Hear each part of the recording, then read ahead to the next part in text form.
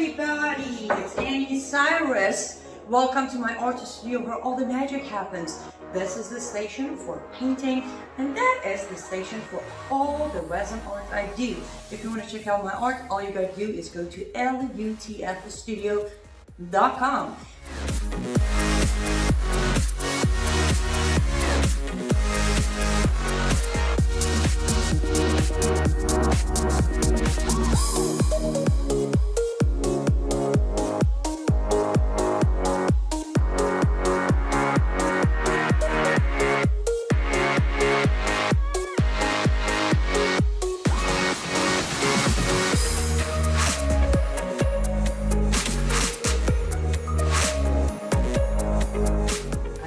Finish this painting, but I'm sure, or at least I hope, I'll see you at lutfstudio.com.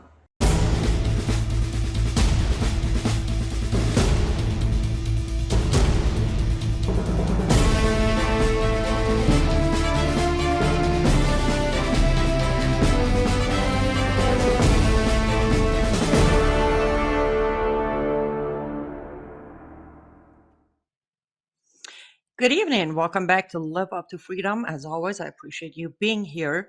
And we are live on Lou Dobbs' Rumble channel. So make sure to share this live stream. And if you're watching us afterwards, make sure to still share the video, as today's topic is absolutely not only fascinating, but I think one of the most important topics that we need to hear about today. No, I am not the one with the fascinating topic. No, sorry to disappoint. But I do have an amazing guest with me this evening. He's not the first timer here on Live Up to Freedom, but I will still do the introduction as it is due. With us this evening is Daniel Greenfield. He's a Shellman Fellow at the David Horowitz Freedom Center. He's a columnist, and he's also an author. Hi, Daniel. Thank you so much for joining us. My pleasure. Thank you so much for having me on. Absolutely. Always fascinating discussions when you have Daniel Greenfield on the show. But tonight it's even more fascinating. Your new book, I think first, a new book is to be released on April 30th, I believe, titled Domestic Enemies, the Founding Fathers' Fight Against the Left.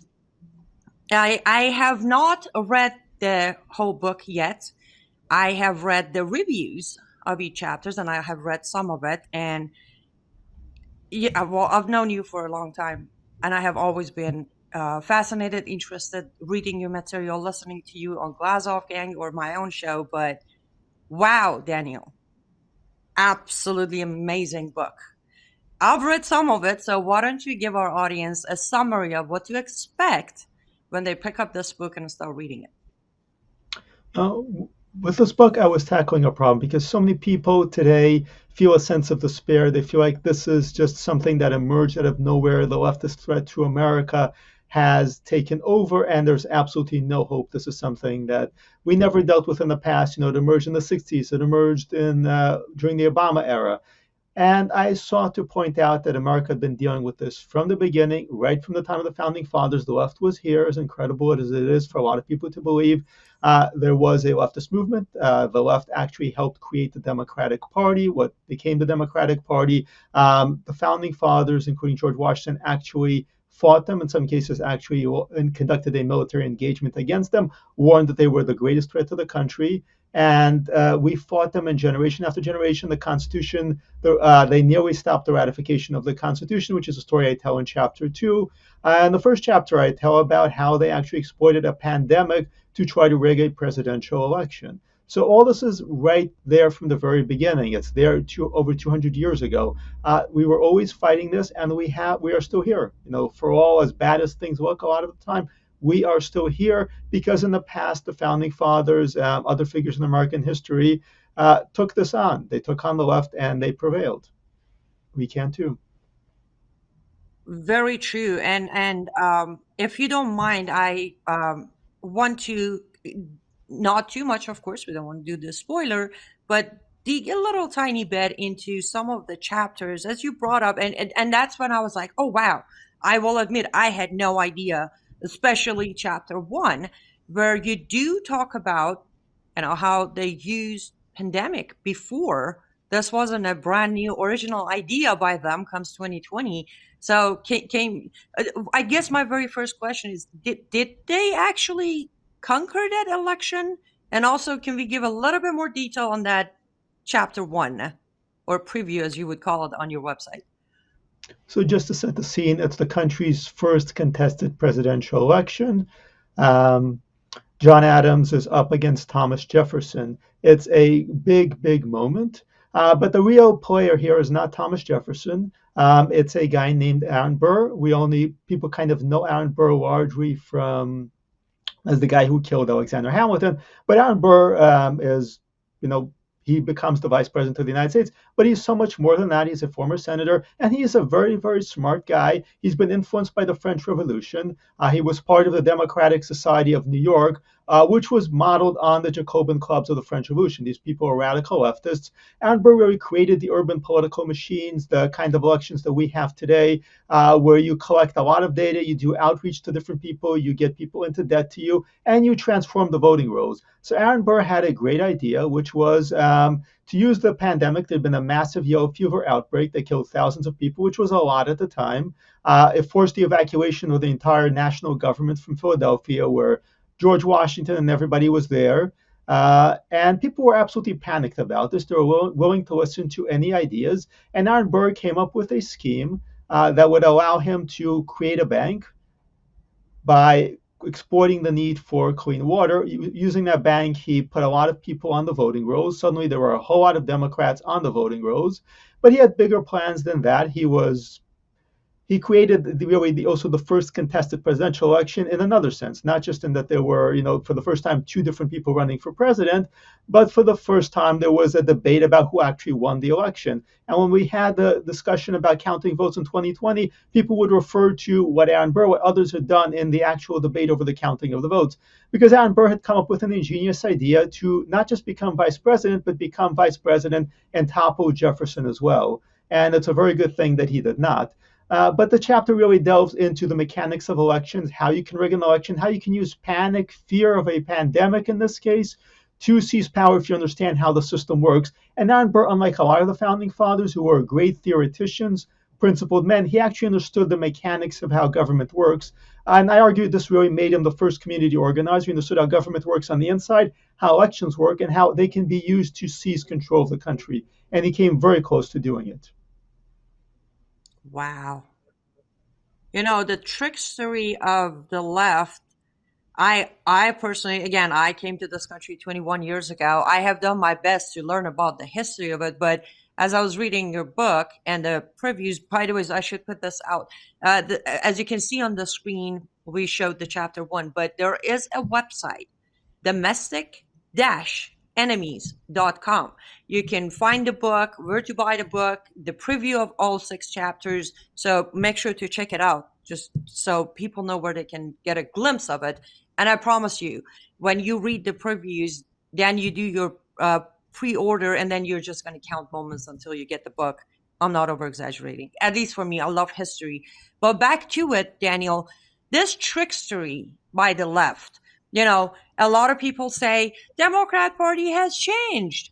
Democrat Party wasn't this. Democrat Party, oh, this is not the Democrat Party. This is the Socialist Democrat. But based on your book and the facts you put in there, the trickstery was there from day one then, wasn't it? Yeah, it was a function of leftist radicalism, and the Democrats started out as the leftist radical party. It's important to remember the big event. The American Revolution was already in the rearview mirror. The big event on the world stage was the French Revolution, and the French Revolution started out to some degree moderate. It became taken over by the worst of the leftist extremists, who envisioned, more than just removing the king. They envisioned this totalitarian system that would constantly purge everybody who was disloyal, outlawing religion, creating their own state religion, and promoting their schemes for doing all the things that the Soviet Union knew to do, which was really a carryover from the French Revolution. And there were a lot of American leftists who looked at the French Revolution and said, let's do this in America. And those people became affiliated with organizations known as democratic societies. This was where the name the Democratic Party comes from. Originally, it was the Democratic Republican Party. The Republican part was the kind of the more moderate, and the Democrat part were the more radical. And who actually suggested the name Democrats? It actually came from an agent of the French Revolution who was here to try to remove George Washington from office and put his own people into power. A guy named Citizen Genet, whose story is pretty much forgotten today, but whose story I delve into in that chapter. Eventually, this led to a quasi war between America and France, which, again, also most people have forgotten about, but was an actual war complete with extensive battles on the high seas, in which America said that we were not going to take this from France anymore. But before that, the French Revolution, the French leftists had actually used their fellow travelers, their agents in America, to try to control the United States. And this was very much a preview of everything that would happen in the 20th century with the Soviet Union, with the communists, and with the American left. But all this stuff was not new. A lot of people know that history, that all this had happened a century before, and it played out in much the same way. Very true. Okay, since I brought up the socialist democrats, chapter 2, you talk about when the socialists took over Rhode Island and apparently targeted the Constitution. Again, I guess to my no surprise, the targeting of the Constitution of the United States of America has been an ongoing attempt by many, including Democrats and socialists. Can we dig into that chapter for a minute? Absolutely. The Constitution, and that means really the United States of America as we know it, almost did not happen. And while we kind of tend to think of the Constitution, as a pretty relatively smooth process, George Washington is there presiding over it. Benjamin Franklin is on the scene, and everybody agrees the Constitution is a great idea. There's actually an extended debate over this, but there's one state that absolutely refuses to send delegates to the Constitutional Convention, and that is Rhode Island. And why does Rhode Island refuse to do that? Because they're under the control of a leftist party, which called themselves the Country Party. Their mission was to, in their own words, to relieve the distressed. And they were obsessed with one thing, which was printing a whole lot of money. And the Constitution would go on to take away the power of states to print money. And Rhode Island wanted to print as much money as possible. Their money was obviously inflationary. It was pretty much worthless very soon. But what Rhode Island did was force everyone to accept the money, no matter, at face value, no matter how worthless it actually was, and to prosecute, to threaten to imprison people, and to even make people take an oath to the money. And they had bigger plans, which was to create state-owned enterprises and do all the socialist things. And now today we are dealing with massive inflation. You walk into a grocery store, and your money does not buy what it used to a year ago. Certainly not 3 or 4 years ago.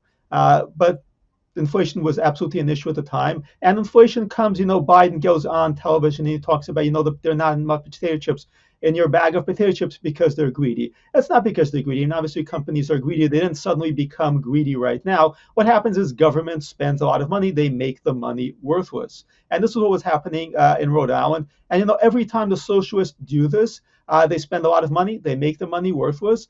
They claim that there's actually no such thing as inflation. It's greed. When Venezuela not all that long ago was pursuing massive amounts of inflation, like 100,000% inflation, they would insist over and over again that there was no real inflation, it was just corporate greed. They took over all the companies and mandated prices, and the shortages got even worse. This was also part of why we're having this border crisis, because all these people just got out of there because there's nothing to eat and because you can't buy anything. Eventually, Venezuela just dollarized their economy, but I'm getting too off track here. Anyway, the same thing happened in Rhode Island. They made their money worthless, and instead of actually dealing with the fact that they're just spending a lot of money, that they're printing money that they can't actually back up, what they did was try to force people to take the money. This is something we go through again. And the New Deal, where they try to set price controls, they try to force people to accept money even though it's worthless. And even though if the Democrats actually take office again, if they win again, they are going to try to do this here. There's all this talk here about the problem really isn't that the government is spending a lot of money. We're doing great. The problem is that companies are raising prices. So they're going to determine just what the price of a gallon of milk is going to be. And this is going to sound good to some people. In reality, it's going to be a complete disaster that's going to basically take milk off the market. So it's really important that we learn from this. Also important that we have dealt with this before. We've had bad governments that tried this, whether it was Rhode Island, which tried to stop the Constitution to protect their inflationary money, or FDR's New Deal, and there are Democrats, Bernie Kratz certainly, that want to do this over again. Yes, and I remember, I think it was probably mid 2021 when I received a stimulus check, and I just left it somewhere, never cashed it. And then when I was filing my taxes, They said, well, either you cash it or not, it's going to be considered a money that was given to you, which Hmm. is forcing me and many other who refuse to use these printed monies. They Hmm. still forced us to take the money. And then the next one actually didn't come as a check. They direct deposited to my bank account, like, here, you have to take this money. And it is, again, tragically fascinating that, it is what it is. Not knowing your history is exactly what's happening to our society here in America today. Again, I am to blame. I did not know 99% of what your chapters talk about, but I have the excuse of I came here 21 years ago. I learned as much as I could. But for a lot of generations of born here, raised here, went to school here, and I know Common Core took away most of history, it's just so fascinating that most people don't tend to see how history is in different parts repeating itself here in America. I mean, when I guess when did history fade away in America? Most people don't know this history. I learned a lot just while researching it. There's a reason most people don't know. It's because our history in schools has been revamped to focus on identity politics, to focus also on a particular leftist narrative of social justice. And this happened even long before, the current obsession with wokeness. The current woke history is much worse. But even going back to the 1950s to the 1960s, the more we had a centralized public education system, the more they were able to dictate curriculum for the entire country, and they shaped it in the way that was about making what they considered good citizens, which is a very dangerous totalitarian idea. And of course, the left took control of the system and they used it to promote a very simplified version of American history, one that really didn't cover a lot of key areas and that simplified things. So, it was all about, worker struggles was a major theme. If you learned American history before, 1950, then you were actually learning about some of these things that I'm talking about. But if you learned it after 1950, after 1960, increasingly the focus was on you would have these struggles. You would have struggles between the ranchers and the um, farmers. You would have the struggles between the workers. You would have, the various immigrant groups that are brought in and they are oppressed. And you have the struggles of the workers in California and so on and so forth. This was a deliberate rewriting of American history in very Marxist terms because the people doing this themselves were very often Marxist or were socialist or were influenced by that idea, sometimes without even knowing it. And very generations of Americans, even conservatives, tend to repeat this history. They don't know the actual American history. There was a 1776 project to counter the 1619 project, which Biden repealed. But unfortunately, really, a lot of conservatives don't have an accessible version of American history. That's one of the things that my book is meant to do. There are obviously great histories of America by conservatives, but a lot of them are long, they're challenging, they're not as punchy. Domestic Enemies is really meant to be very accessible. It's written like a novel. It has characters, and it really focuses on key incidents. And it's an attempt to get back to what American history used to be, as opposed to the Marxist history that it now is. Absolutely agreed. Yes, it's sometimes hard for me to read in English. I might sound fluent, but when it comes to actually words, and I can definitely testify that it's very easy to read your book. It's in. I don't know if this is a proper word to be used, Daniel, but it's entertaining. I don't feel like I'm reading this very complicated big words of I gotta go Google what it means type of thing. And again, I'll repeat, it's available for pre-order, correct? Yes, it is. It's shipping now if you pre-order through the Freedom Center store. And it absolutely is meant to be entertaining. You know what? A good story should be entertaining. A good story conveys something to people. We started out with oral history. You had to be able to compel an audience. You had to actually make them feel something. A lot of histories really are recitations. They show, what the author earned. I focus on key areas, on punchy things, on battles, on fights, on moments that changed American history. And it's really meant to reach people who would not normally be reading a history book. Yes, very true. And again, it's the matter of, we've all been saying by we, I mean, those of us who are out here through text, writing, video, audio, any format, trying to educate people. This is an info war. So the more our fellow Americans have access to reading, learning about the history that has help the success of Democrat anti-American movement, the more they are prepared, they're equipped to be able to at least acknowledge the problem. Now, not everybody might have a tool to fight back or reverse the damage, but at least knowing who your enemy is the first step of this war. And I know people think I'm a fear-mongering person when I say war, but we are in war, aren't we, Daniel? Yeah, we are absolutely in a war. I gave a speech 10 years ago that was very popular, which I called it a Cold War, political Cold War, cultural Cold War. It's heating up. It's been heating up more and more and more. People thought I was crazy when I gave that speech. Uh, they think it doesn't seem all that crazy anymore. It's getting worse and worse. Back then, I pointed out, for example, that no Republican president elected since 2000 was done with the approval of the Democrats. They challenged every single election. Of course, now they say election denier, election denier. If Trump wins this time around, they're going to, of course, challenge, deny the election, and try to fight it. And this is a basic dispute over how do we even actually change presidents? How do we even actually have elections? And on the cultural level, we disagree on the most fundamental things. What is right and wrong? What is good and evil? What is a woman? We can't actually agree on anything. What is the United States? And they've done that by severing the roots, severing the connections, severing the history that we have. And so many of the younger generation really have no idea what things were like, where things come from. And without that tradition, without that continuity, it is really hard to function. That's one of the things Domestic Enemies is meant to do. It's meant to show this is where we came from. This is who we were. This is what our fight is about. Absolutely. Words of wisdom. That is what you get when you listen to Daniel Greenfield. Do not go anywhere. We do need to take our first commercial break and hear from our sponsors, which one of them is actually one of the biggest names known out there as the election denier. Don't go anywhere. We'll be right back.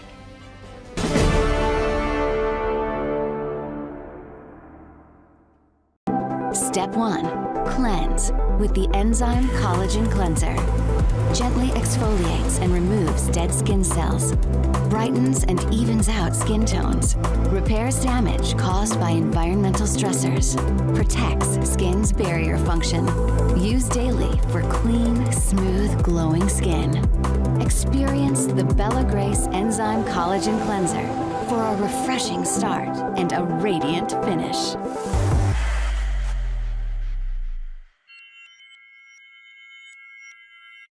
I'm excited to announce we're having a huge MyPillow spring sale, and here's a few examples. Buy one of our MyPillow 2.0s, you get another MyPillow 2.0 absolutely free. Made with cooling technology, the best pillow ever just got even better. And this just in, 9 brand new colors and styles of our Percale bed sheets. They're made with the finest long staple cotton, and now you can save 50% or more. That's as low as $24.98. And for the first time this year, I'm bringing you our My Slippers and Sandals for as low as $25 a pair. So go to MyPillow.com or call the number on your screen. Use your promo code to get your MyPillow 2.0s. Buy one, get one free. Percale sheets as low as $24.98. My Slippers and Sandals as low as $25 a pair. And for a limited time, when you order $75 or more, your entire order ships absolutely free.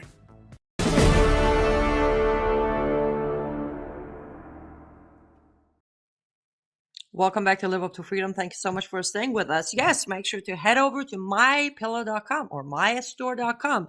Use promo code AC21. You get discounts, I get credit, and we continue supporting Mike Lindell. Again, he has been labeled, all sort of labels. The biggest one, well, election denier. But you know what? He never gave up.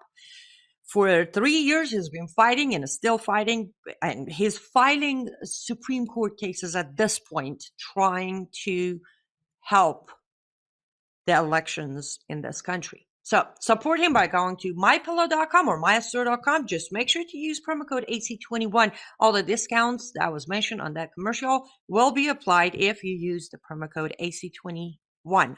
Okay, let's get back to our one and only amazing Daniel Greenfield guest. And as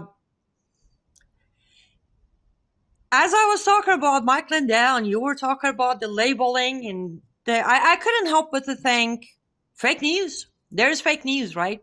Because that's what happens. Fake news helped the election to be stolen. Fake news helped Hussein Obama to become a hero for hope, giving billions to Islamic Republic of Iran. Fake news helped framing President Trump as the racist and the bigot and the womanizer and all that stuff. Chapter 3 of your book shocked me the most. Fake news and foreign conspiracies created Democratic Party. I want to know more, Daniel. I know one of the great good newspapers still out there these days is the New York Post. The New York Post is one of the few papers that reports all the stuff that the mainstream media will not touch. It exposes the lies, everything from Hunter Biden's laptop to the various corruption scandals and the abuses and the Islamic terrorism and all that. Where did the New York Post come from? New York Post is actually one of the truly oldest papers in America. It's older than the New York Times. It was actually created by Alexander Hamilton in order to counter leftist papers of the time. So we're talking about a paper that is over 200 years old. It was my hometown paper. I'm originally a New Yorker. And Alexander Hamilton was coming up against a serious problem, which is that the nature of the newspaper had changed. Now, if you go back before the American Revolution, a lot of newspapers really just were heavily on digest. They told you which ship is coming in, what the cargo is. They would throw in some bits of advice, like the things that Benjamin Franklin would write. And they were not really all that political. If they were political, they were not that abrasively political. Then, as the left began gaining power, they were adopting the model used by in the French Revolution, which had all these radical leftist papers and pamphlets. Obviously, there were pamphlets during the American Revolution that were on the good side, but there were also a lot of leftist pamphleteers, and they began creating newspapers. And these newspapers were radical, mainstream media type stuff.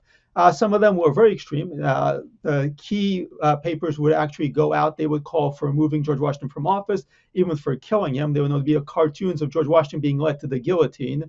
And these were the papers that would become the core of the Democratic Party, like the National Gazette. And this chapter really explores where they came from. They were actually set up in many cases by agents of the French Revolution, by various leftist radicals in America who were already envisioning this ideal society. One of them, the key figures in them, had written this novel that imagined, the abolition of marriage, the abolition of private property, and everybody would be living in this collectivist utopian society, of course, so they would have no identity and no personal property and no conventional, family at all. This was their vision of the future, and this was not happening, in the 1960s. It was not even happening in the 1860s. This is happening very, very early. It's happening in the 1800s, and this is what Alexander Hamilton. This is what American patriots are already fighting at this very early stage. And it should actually provide us with a certain amount of comfort, because it reminds us again, this did not come up overnight. We've been fighting this for over 200 years, and we're still here. They have made headway. They've made a lot of headway, obviously, recently, but we have faced this again. It's not a new problem. We can beat this. Very true. And, I think one of the reasons I was very shocked by Chapter 3 is, again, for the time I've been here, for a good chunk of the time of being here, I really thought, Fox News and CNN and MSNBC, they weren't necessarily zooming in, but they were still covering. For example, back to my very obsession, 2009, when the Green Movement was going on in Islamic Republic of Iran, they were covering it. They weren't covering it up. They were covering it. And then, gradually I started noticing the cover up until, of course, 2020, the election night.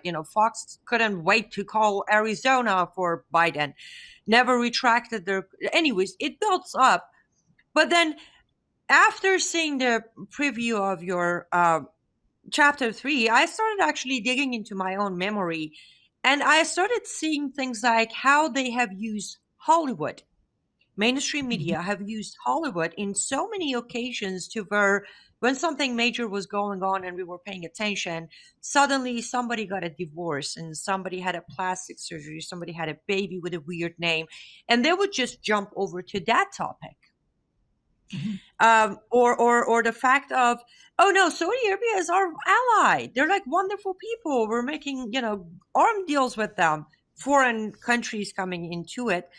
I think this long explanation is going to I understand a lot of people have realized mainstream media, fake news, all of that. But why is the alternative media also doing a lot of self centering instead of fighting back and being bolder every day? Well, there was a time when I first got into this, when the people working in this, writing on this, becoming bloggers, journalists, were really cared about what was actually true, what was not true. We weren't making money from this. There was no good way to make money from this. You're doing this, and I mean, I began doing this in 2004, so I really began wanting to do something after 9/11. There was no financial, there's no business model for doing this. And this is a lot of people who don't actually believe in any of this. Some of them are actually from abroad themselves. I've seen this where they will use fake American accents and pretend that they're Americans. You're doing something like that. It's dishonest. So a lot of these people are just doing whatever pays them at any given moment. There's also a lot of leftist infiltrators, people who are on the left who will come in. We saw this on J6, who will come in. They will pretend to be part of the movement. They will do this for political reasons, for profiteering reasons. And also, there are a lot of people who, once there is a business model, well, that actually gives you an incentive to be very careful not to actually offend your sponsors. There are people out there in alternative media who want to sound very edgy, who want to pretend to be edgy, but they are not actually going to be actually edgy because that would cut off their business model. So I think there's a combination of those things that are absolutely in the pipeline. Very true. Well, I hope those who are genuinely out there fighting for the truth, I encourage you to please stay true to yourself and don't, I mean, at the end of the day, I believe God provides. So even if you lose a sponsor, it's all right. But we're getting to a point where the truth is fading away. And I'm very glad that you are releasing this book, Daniel, because aside the fact that we can learn that we're allowing history to repeat itself, it's also allowing people like me at least to realize how important it is to not just look at the last 20 years of my life here, but rather dig further back. There's one more chapter of your book that I do want to definitely cover because chapter 6 talks about race riots, war, and revolution. So, are we referring to something like the Summer of Love when they were burning buildings on the name of Black Lives Matter movement? That kind of riot? So the funny thing about the BLM riots is you can actually predict when they'll happen because they're going to happen around an election. I know somehow the really upsetting police murder of a drug dealer or some sort of criminal always has to happen around an election. You look back at Ferguson, obviously the BLM year, 2020, it's very much focused around elections. So it's not a coincidence. These movements are political movements and they're Democrat adjunct movements. And in the final chapter, I actually go back to the granddaddy of them all, which were the draft riots in New York. They're largely been forgotten when people know them. They know them from things like, the movies occasionally which show a few scenes. But really, this was a Democrat attempt to take power in major cities, seize power, and then actually execute coups right before the 1864 presidential election in order to be able to fundamentally alter everything. So it's 1863, they're building up to the 1864 presidential election, they're throwing out all the stops to do this. And it's not just riots. These were the worst by far. If you count them as riots, they were by far the worst in American history. But they were far more extreme than anything in even the BLM catalog because they were heavily armed, they were organized, the perpetrators functioned like an army. Their goal was to seize control of streets. At one point, they're using artillery, they're using snipers. It's really a full-scale battle. It's an actual insurgency. And it was being done to benefit Horatio Seymour, the governor of New York, who hopes to be the presidential candidate who's running against Lincoln. And that's actually part of a larger conspiracy that's happening across the United States.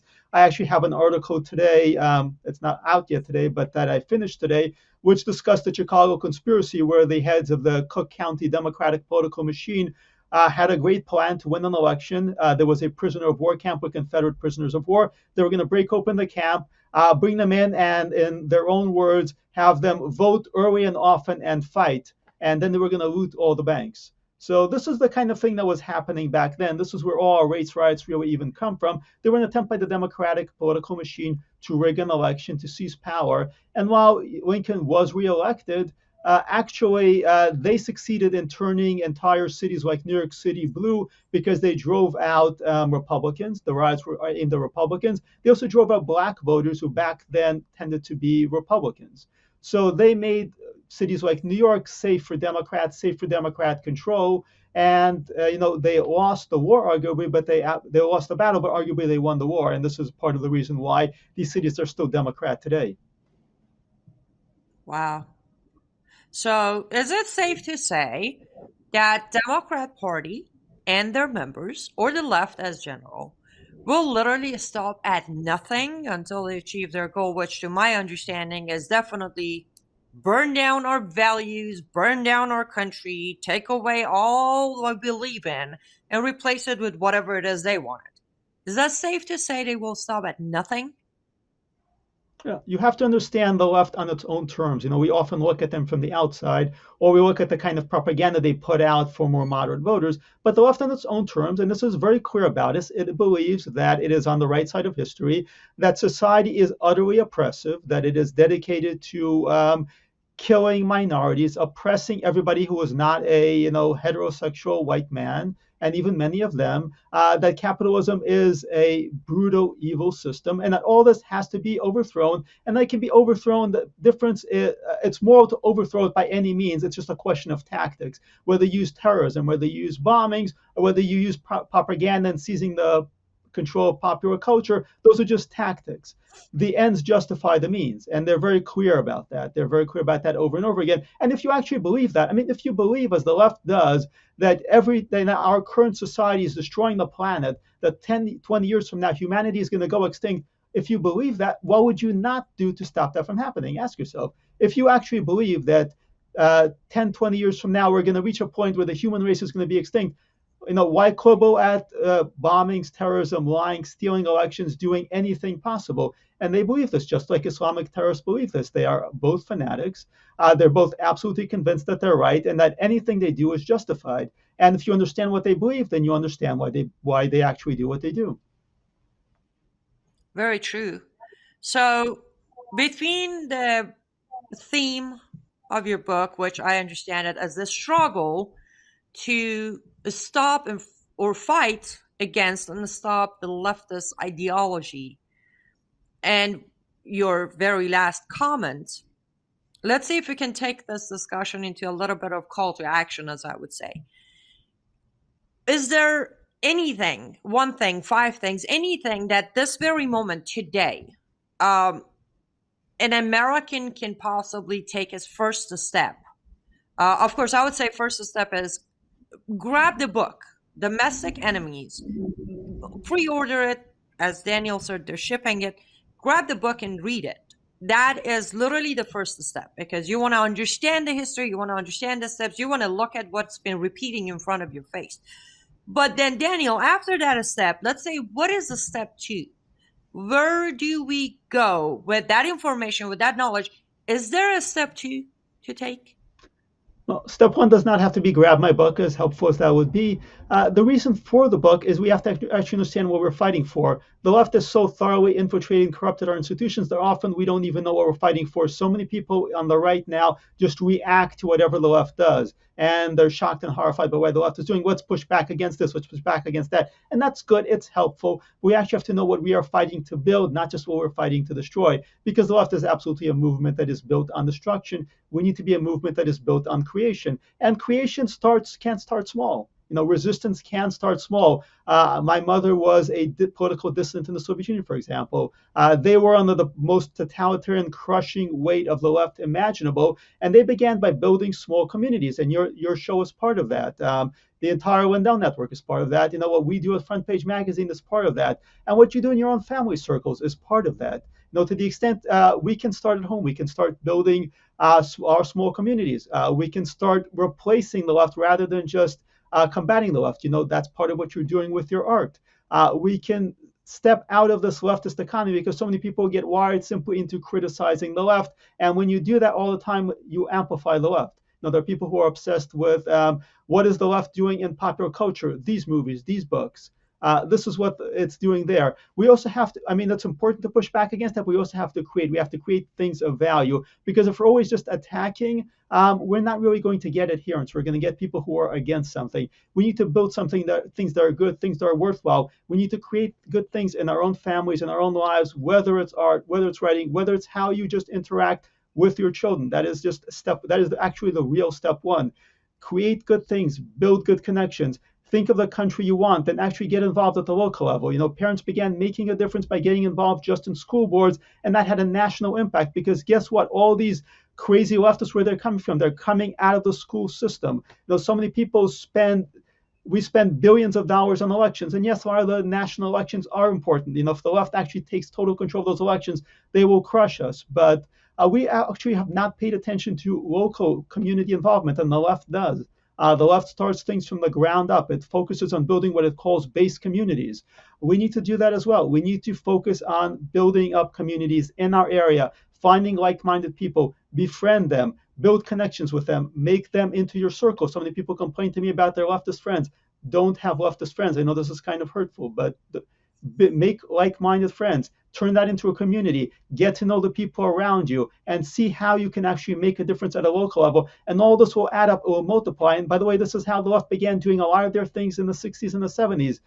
They began focusing on their communities, on their local politics. They began taking over institutions that way. And again, at your workplace, find like-minded people. Wherever you are, find like-minded people, build communities, start making a difference. That is the one takeaway I would advise.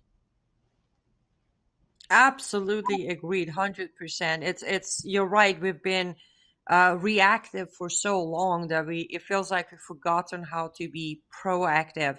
And considering it is 2024, ladies and gentlemen, elections coming up, so we do need to be proactive. We need to be creative, and we need to, one way or another, we need to make sure comes the election of 2024 and comes the January of 2025, in no shape or form do we have a Biden or a Harris or any of these Democrats going back into the White House, because I don't think our country, our nation can survive another 4 years.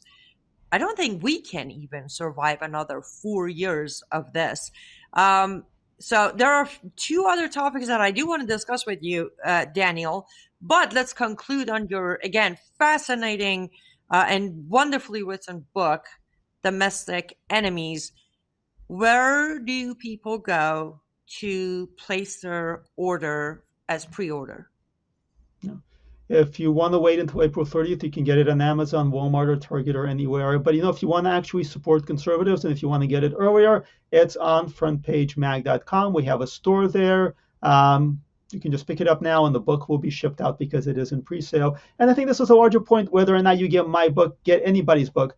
Buy materials from conservatives, buy art from Annie, buy books that are written by conservatives, fiction, nonfiction. Go to see movies, watch things that are created by conservatives. Build our own economy, build our own communities.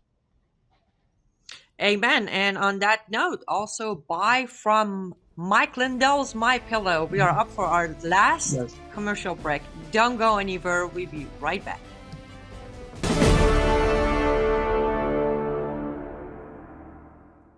Step 2. Treat. With the Dewy Serum. Deeply hydrates and locks in moisture. Protects from free radical damage. Targets multiple signs of aging. Boosts microcirculation. Revealing a youthful, radiant, dewy complexion. Dewy Serum goes beyond ordinary skincare, leading you to a realm of glowing, rejuvenated beauty.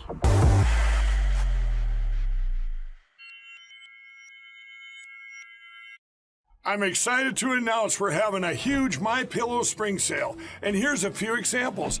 Buy one of our MyPillow 2.0s, you get another MyPillow 2.0 absolutely free. Made with cooling technology, the best pillow ever just got even better. And this just in, 9 brand new colors and styles of our Percale bed sheets. They're made with the finest long staple cotton, and now you can save 50% or more. That's as low as $24.98. And for the first time this year, I'm bringing you our My Slippers and Sandals for as low as $25 a pair. So go to MyPillow.com or call the number on your screen. Use your promo code to get your MyPillow 2.0s. Buy one, get one free. Percale sheets as low as $24.98. My Slippers and Sandals as low as $25 a pair. And for a limited time, when you order $75 or more, your entire order ships absolutely free.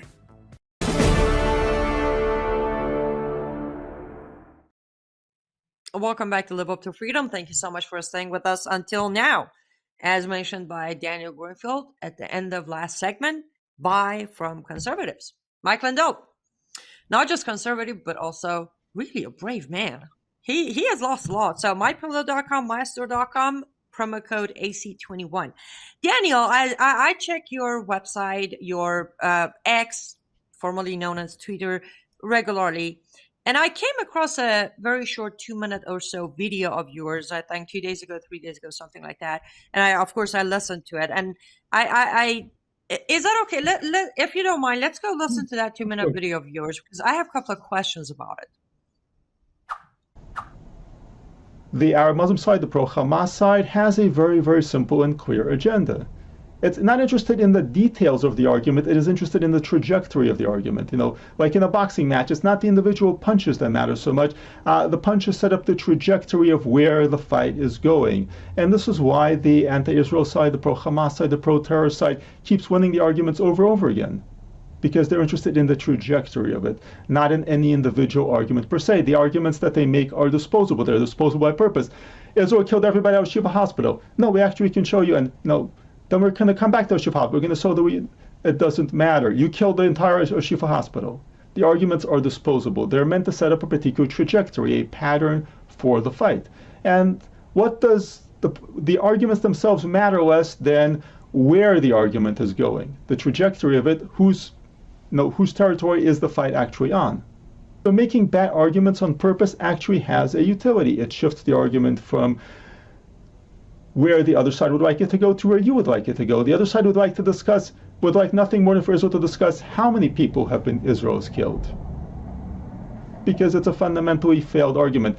Think about it, most people are not the attentive audience at a debate. They're not listening closely to it. They're getting the general thrust of it. And the goal of the pro-Hamas side, with its constant hysterical attacks, was to create the perception in most people that, yes, maybe something happened to Israel on October 7th, but Israel has gone too far in response. It did more than was done to it. And polls show this is generally the conclusion that most people, certainly most Democrats, have come around to. Arguing about the truth or falsehood of the accusations of the other side, then you've already really conceded the argument, because now you're debating what the other side says rather than what you're saying. The goal of any argument, the goal of any messaging, is to put forward your message, not to discuss the other side's message. Because if you're discussing the other side's message, you're amplifying it rather than suppressing it. This literally explains why we have so many people, including supposedly conservatives, coming out with Israel committed genocide. Because we gave into the story of after October 7th, right? Mm-hmm. Yeah, we let the enemy define it. And this is the same thing that happened in America after September 11th. It's the same thing that happens after every Islamic terrorist attack. You look in shock. There are bodies in the street. People are bleeding. And then, you have old women in the hijabs come on and say, we are suffering from Islamophobia. We are the real victims. And any kind of action against them, whether it's an arrest or military action, people are dying. We are facing genocide. And the racist Islamophobic regime is committing genocide against us. This is what they do every single time. And every single time, of course, the left keeps falling for it. But even the people arguing with them all too often switch to, well, no, this is not really true. I'm going to show. And if you're debating whether these people are the victims or not, then you've already, you're amplifying their message that they are the victims, instead of completely ridiculing it and focusing on what the actual story is, which is these people are engaging in the mass murder of non-Muslims because their religion tells them to do so. Very true. And so going back to October 7th until today, well, you know where my stance is. I know where yours is. But, they even dragged the Israeli government through an international criminal court. That's how far their narrative of genocide went.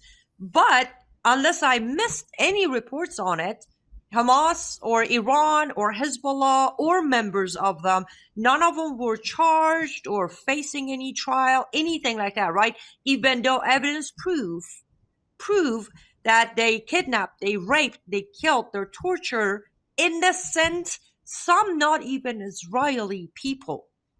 Correct? Correct. And I mean, you have it on video. They're beheading Thai workers. They killed, yes, it's real. They killed anybody who was in the area, including Bedouin Arabs who were actually Muslims. But when has Iran actually faced accountability for anything? You know, you mentioned the Green Movement earlier. Where were the international tribunals over that? Where were the international tribunals over the mass killings of people? For that matter, Iran's Houthi proxies in Yemen right now are attacking international ships at random that are just passing through. They're sinking ships. Where are the international tribunals for piracy, which actually is an international crime, especially when it's occurring in international waters? There are zero consequences for this, but it really doesn't matter because their goal is to just keep hoeing accusations over and over again. If you have to keep defending yourself against an accusation, they don't actually have to back it up. The reality, just maintaining the accusation in public is enough. This is something that the left is very good at in general. Yes, and it's something we're very bad at. As you, if I recall correctly, that video was posted with defense doesn't work in politics either somewhere there because we closed the last Yeah. segment with we're always reactive. We're Yes. in defense. We're getting worse and worse at sticking with the message, not getting carried away with the narrative, not trying to defend ourselves. So let me bring one more thing up before I conclude on this. We brought up Iran. Iran has been enabled. This one I'll say, even though most people don't like to hear this, because President Reagan is one of the heroes of this country, but President Reagan is the one who actually legitimized the mullahs regime in Iran because he was the first American president to make arm deals with them directly and, take the arms, exchange money. And then from there on, except Trump, am I missing anyone? But except President Trump, there has been not a single president who actually genuinely, not verbally, but by action stood up against the regime of Iran. Do we have anyone except Trump? Unfortunately, under Carter Reagan, the United States set the policy of actually trying to deal with Islamic terrorists, including the Taliban, including Iran, in order to supposedly fend off the Soviet Union during the Cold War. Now, the Cold War ends. They do not change their policies. So this was really the great tragedy. Instead, they go deeper and further into making alliances with Islamic terrorists. The first Bush administration is probably the worst disaster in that regard. We don't tend to remember that because he was a one-term president. But he actually, his entire Iraq strategy is really about empowering Shiites who are, an arm of Iran. Iraqi Shiites are an arm of Iran. Eventually, the strategy leads to the Iraq War, which empowers Iran to take over Iraq, which has now happened. And now American soldiers are being attacked by the people they supposedly set out to liberate who are actually working for Iran. So, this chain of disasters absolutely goes on through administration after administration. President Trump does something to pull out of it, to slow it down, to resist it in some cases. And he has to face a lot of attacks from the foreign policy establishment that people call the blob for doing so. And, subsequently, before that, every administration does the same things over and over again. They pander to Islam, they pander to Iran, they try to get on their good side. No, the completely insane situation, the Houthis in Yemen, the Iranian Shiite proxies who are attacking ships. The Biden administration, one of the first things they did was delisted them as terrorists. Then, once the Houthis start attacking ships, they give them multiple warnings and they say, we're going to put you back on the list of terrorists. We're going to have this 30-day review. If you don't behave, we're going to put you on the list of terrorists. They do the 30-day review. They put the Houthis on the list of terrorists. Now the Biden administration is saying, come on, guys, if you just stop attacking the ships, we'll take you off the list of terrorists. This is our foreign policy toward Iran in a nutshell. But here's the thing. When they did put the Houthis in the terrorist list, I was one of the people to say, so what? Seriously, yeah. So what? IRGC has been in terrorist list for many years. MEK used to be in terrorist list. We have Houthis now, but the treatment doesn't change. It doesn't matter, especially right now. You can be in a terrorist list. Who cares? They will still allow you to do whatever you want, especially because we're back on indirect negotiations again. So what difference does it make, as Hillary Clinton would say? Yeah. Well, two things. One is the Houthis were not even put on the full terrorist list, but another one. And the other thing is that they create exceptions for humanitarian resources for all these terrorist groups. So why are we still putting money into Afghanistan?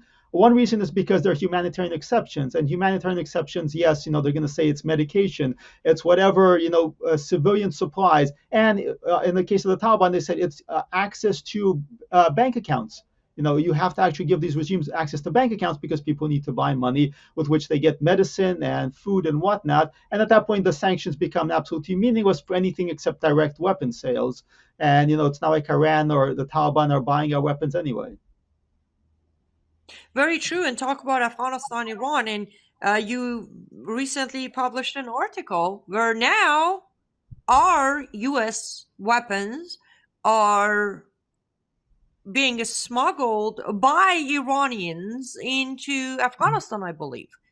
Uh, is this what we left behind? By we, I mean Biden. Is that where it's happening, or are we giving them more weapons?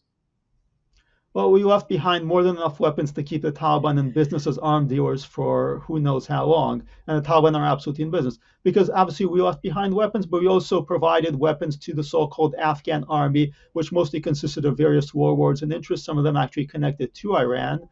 So we were handing them out all these weapons. Some of these weapons are making their way to Israel. Before that, they've made their way to conflict with Islamic terrorists all over the world. The more weapons we provide, the more weapons are transported to the enemy.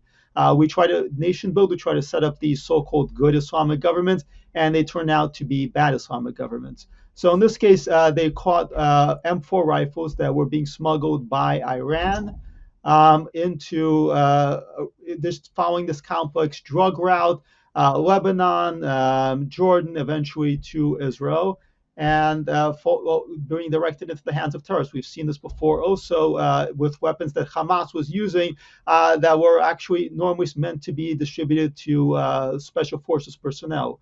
So we've got a lot of weapons that were left behind. In Afghanistan, I should also mention we were handing out weapons in Syria to all these jihadists and who knows who else. And we were training the Iraqi army, which turned out to be Iranian terrorists also. So it's a hell of a buyer's market for our weapons. Very much, and let's just add that we're also importing their terrorist members into our country, either through the withdrawal of Afghanistan or open borders or cartel members. We're importing them here, and then we're giving them over their weapons. I mean, what could go wrong, Daniel, right? It's all pitchy. Oh yeah, they vetted them. They keep actually flagging people who got through despite their vetting, and their vetting consists of what? Asking them, "Have you been involved in terrorism?" No, I have not. Okay, you're good to go. It's not like they can vet people who are coming from countries we have no relationship with. How are we vetting anybody from Afghanistan? Are we going to call up the government of Afghanistan, the Taliban, and ask them for their okay? And some of these people are coming from failed states, for that matter, even non-Muslim. Haiti. Are we calling the government in Haiti that is basically non-existent? Are we calling any of these failed states? No, we're not vetting them. Vetting is a myth and a lie. It's one of the biggest lies in the book. Exactly.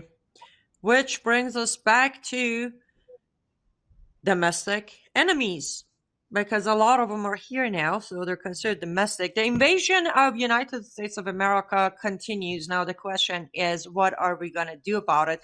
Unfortunately, we're at the end of our program, so last words of wisdom, Daniel, whatever you like to leave our audience with, goes to you.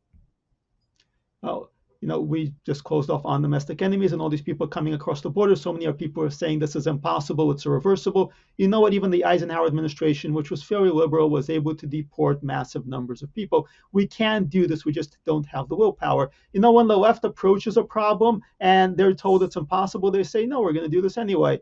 We're going to mint $1 trillion coin. We're going to impose Obamacare anyway. The right very rarely says that. Republicans never say this. We need to actually think about, let's make this happen. We can deport every single illegal alien in the United States.